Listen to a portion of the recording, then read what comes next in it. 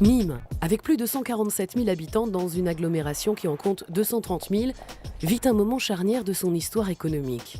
À 2h50 de Paris, en TGV, et avec un positionnement géographique stratégique au carrefour de l'A9 et de l'A54, la cité romaine séduit et attire près de 4 000 habitants supplémentaires par an.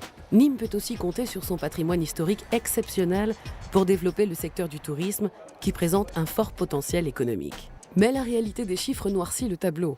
Nîmes est aujourd'hui confronté à un taux de chômage de 13%.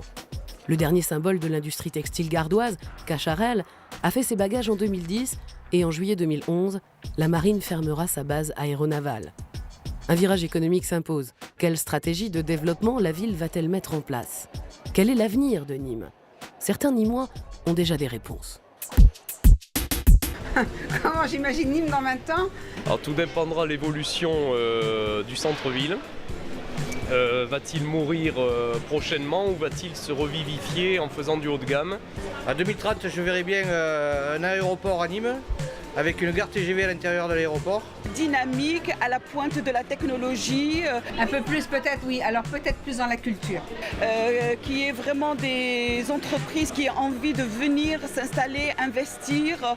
Et aussi un développement au niveau des habitations qui nous permettrait de relier tous les villages avoisinants Nîmes et d'en faire vraiment une grande ville.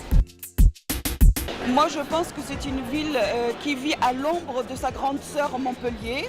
Alors moi, je ne vois pas du tout Nîmes et Montpellier pareil.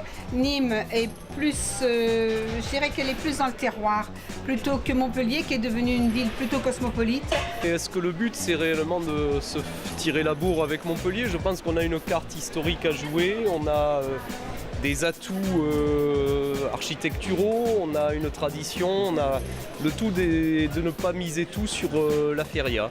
Si on arrive à trouver la bonne personne, je pense qu'on pourra aller très loin et dépasser Montpellier largement. Je trouve que c'est un département qui se trouve dans un carrefour vraiment intéressant à tout point de vue. Alors globalement, moi, je trouve qu'on ne s'en tire pas trop mal par rapport à la crise qu'il y a eu, économique. De toute façon, à Nîmes, dès qu'il commence à faire beau, le travail reprend, donc ça vient très très vite. Il y a un potentiel humain qui n'est pas exploité pour l'instant.